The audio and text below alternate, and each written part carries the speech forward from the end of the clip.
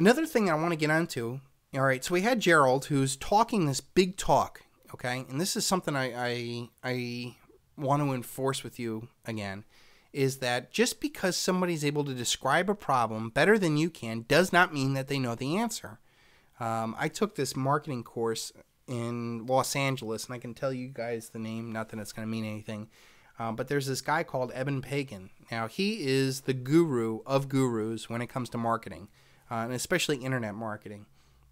And essentially, he's carved out this niche amongst all these guys who send out all these emails, guys that have million-person email lists that send offers and you know, people buy off their lists and stuff like that.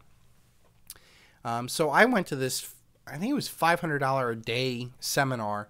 It was a couple grand to go, all told.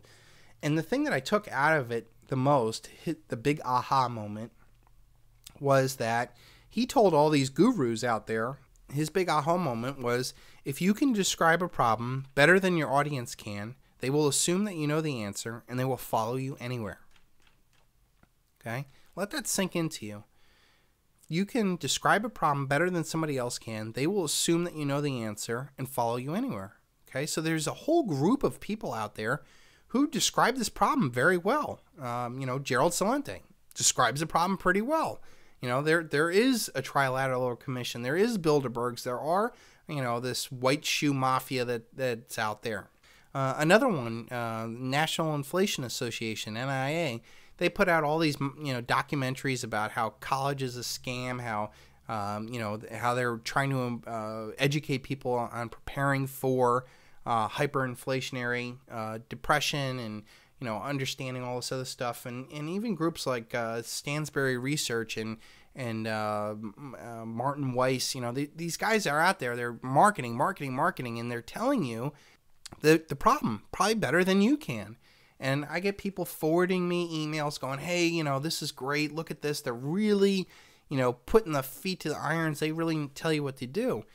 And yet, every single one of these guys I look into, okay, and you actually look at what they're actually doing, they don't have the answer, okay? Because if they truly, and again, this stands for Celente, NIA, Martin Weiss, Stansberry, if they truly are against this, you know, they're worried about the hyperinflationary depression, if they're truly worried about it. But look at what the solutions that they offer. Every single one of them. They go on talking about how, oh, the dollar's going to die and that you're, you know, you got to get protected and come see me. I know what to do. I know what to do. Every single one of these guys inevitably are going to bring you back to a paper asset. How insane is that? NIA, you know, Peter Schiff makes a great point. He says, you know, these guys go out there, put out this big documentary on, you know, college being a big fraud and stuff like that. And then the 2 days afterwards, they put out this piece where they say, oh, we got this stock that is a mining company, and that, you know, every single one of these times that we do this, you know, we bring attention to these little teeny companies, and that they, you know, they'll charge, and get this, $2,000 for a stock pick. Here I was worried about charging $35 a month for me, you know, giving all this information stuff. These guys say, give me $2,000 and I'm going to give you a 3 or 4 digit stock that we're going to be buying. And people are paying this.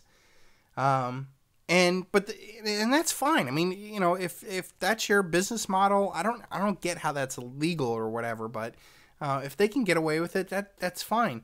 But look at it from the perspective of being intellectually honest. If you're worried about hyperinflation, how could you possibly have any paper assets? Because they're all going to get wiped out.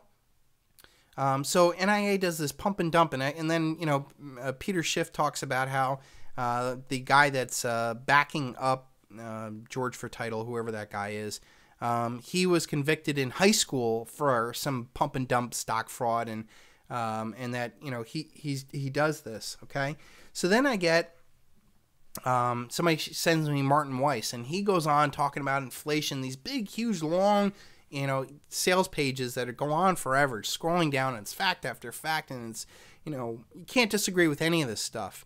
But then, you know, he goes on to saying that, oh, you need to go buy bonds.